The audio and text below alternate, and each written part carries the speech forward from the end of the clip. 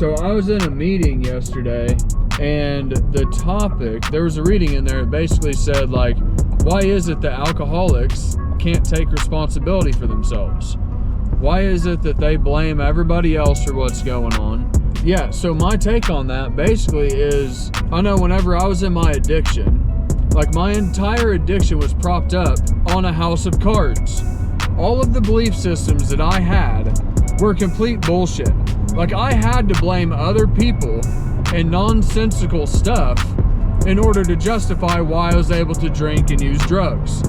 Because the thing is, if I didn't project outwards and actually called it how it was, then the blame would lay with myself. What's up, y'all? My name's Tim Ream. You're in the right place. If you're new to the channel, this is where I demystify the mystical in the self-help and the personal development space. I'm going to give to you the practical and applicable tools that I've boiled down over time that I've used to change my life. All right, man, let's go. Because the thing is, if I didn't project outwards and actually called it how it was, then the blame would lay with myself. And the thing with that is, I would have to admit my train of thinking was wrong.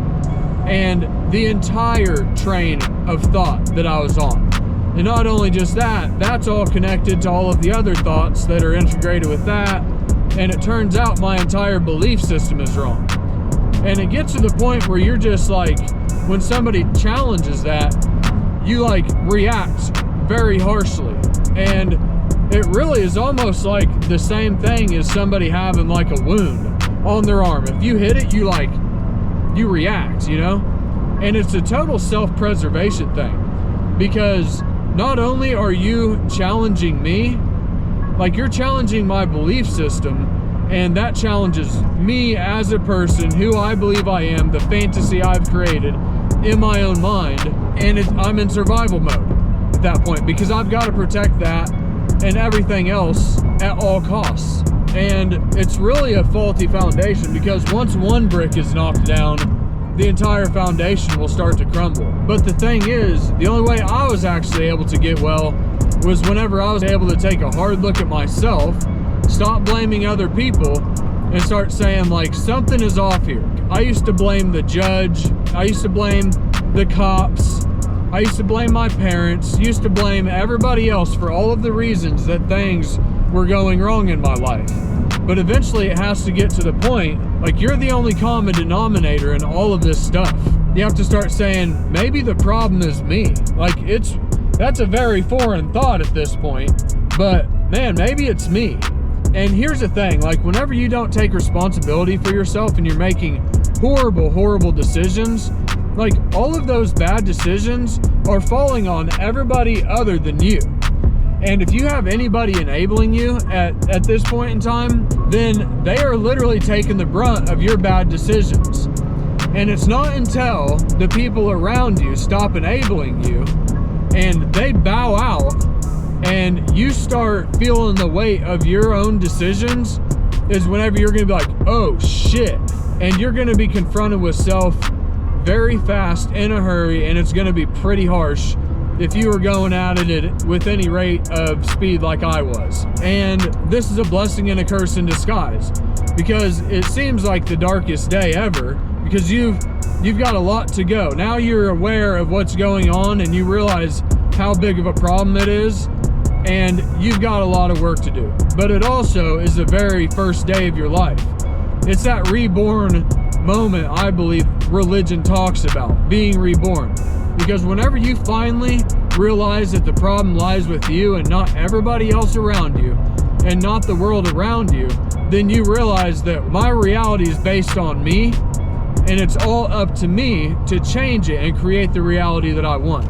And you then switch from the victim mindset to the taking responsibility mindset. Even whenever that transition happens, I still had all of my old belief system, all of my, old friends, all of the environment that I had set up for myself, and all of that stuff is a long, hard road that has to be traveled. And it's literally gonna take time to weed a lot of that stuff out of consciousness, clear your environment of the clutter, clear the belief system up and replace the belief system in our minds, but it is well worth it whenever we actually go through this process. It's kind of a weird thing because as bad of things as I did and as bad as I was towards people, it's kind of crazy that I get to live as good of a life as I do now. But if it wasn't for all the bad stuff that happened in my life, it wouldn't have brought me to the point where, wow, I need to change this.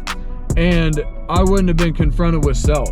And a lot of people run around, and since they're not in a predicament like I'm a drug addict and this is gonna eventually kill me, or someone, or something really bad is gonna happen, their belief system that they have constructed, even though it's faulty, it doesn't place them in immediate harm to where they actually have to be confronted with it. The problem with that is the model that I have drawn about this world that I live in is not a reality. It is not congruent with reality at all, and in a lot of different ways. The financial world, how I think it really isn't like that. Just so many social norms, what I think about people, all of the belief systems I have about me, how I exist in the universe, like even our conception of a higher power, like God, like all of this stuff is probably nowhere near reality. And we're operating off of it as if it is, and it's the very thing that typically will hold us back from going ahead in life.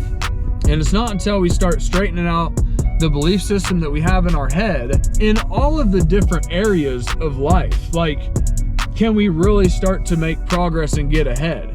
Because if it's not applicable knowledge, then we just spin our wheels a bunch. I went to a rehab, and there was this guy who came in from the outside and was like, it was a speaker meeting. And he was talking, he's like, dude, I've got 20 years sober. You know, I got a sponsor, I read the big book, I worked the steps and all of this. In my head, I'm like, I'll be good if I don't do that. No, I'm good. Like everything he suggested. But eventually I had to be like, dude, this guy's got 20 years sober. You say you want to be sober, but you're not willing to do anything that he says. But obviously what you're doing isn't working. So why don't I just try what he says regardless of how I feel about it? Then I started to get results. I started to get sober, right? And then I realized, like, dude, if it's like this in this area of life, just sobriety, then like, if I'm not rich, maybe I need to listen to somebody who's been there and done it before me. And it was like, whoa, all of the different areas of my life are actually bullshit. You know, I could actually take a lot of lessons from all of the other areas. Because if I've got faulty thinking in this area, then I must have it in probably all of the other ones as well too. And turned out I was right. When you start chasing down knowledge from the people who have accomplished it and have it, and it works, dude, and you start to become a student of things that work, dude, you start to make so much progress in your life. It is unreal. And whenever the belief systems and everything are traded up for concepts that work, I'm telling you, dude, there's immediate traction. And I'll end with this, but I was talking to somebody yesterday, and I heard this phrase that said, whenever we let dreams die, that is what depression is. Like, it's like we're mourning a dream that could have been, or our higher self, or something, you know? Dreams dying is depression. Whenever we don't have immediate applicable knowledge, that means we are stuck, right? We can't actually make any progress.